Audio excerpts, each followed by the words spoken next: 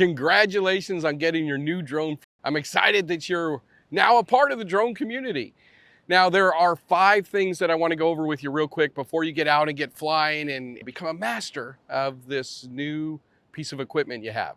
So number 1, go to whatever manufacturer's website you got your drone, whether it's a Skydio or a DJI or if it's an EXO or whatever it is, and download the manual.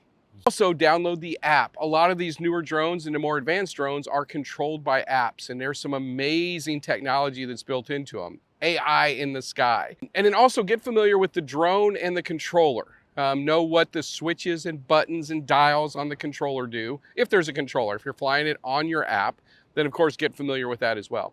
Also on your drone, you're going to have little compartments and buttons and slots, so you need to know what all those are and where those are. Number 2, it's important that you go out if you're in the US and you do a trust test. This is by the FAA, and it's administered by the AMA, Boy Scouts, and several others. But essentially, this is going to be, it's a simple test that will educate you on what you need to be aware of, like not flying near airports, not flying over people, et cetera, et cetera.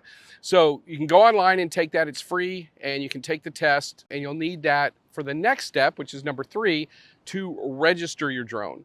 And if your drone is more than 250 grams or 8 ounces, then you'll need to register it to fly it recreationally. Now, this is in the United States, but pretty much every country follows similar rules, but be sure and check with your country and what your rules are there. Here in the US, we have the FAA. If you're in Canada, you have Transport Canada. All right, so you're gonna wanna go to the, if you're in the US, the FAA drone zone, and this is where you're gonna register your drone. It's gonna be $5 to register your drone, just so you know, and then this is so you can legally fly your drone if it is over 250 grams.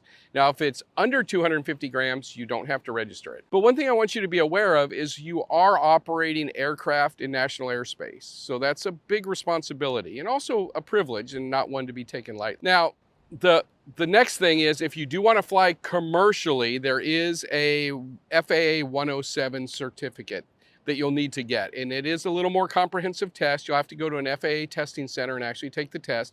If you like more information on how to study and prepare for that, I'll put a link in the description. I created a study guide with a bunch of bonus resources to help you pass that test. 4th up, crash insurance. Now this blows my mind. I've been flying drones since 1976, and to think that there's actually crash insurance for these things blows my mind to this day. And then the 5th and final thing is go out there and fly. I mean, just fly, have fun, and don't worry about crashing the drone as much. Do it in a wide open space, especially initially, but trust the technology. And if you get confused or you get disoriented, which will happen, just let go of the sticks. Most of these drones are GPS controlled, and you don't have to worry about them flying away or anything like that.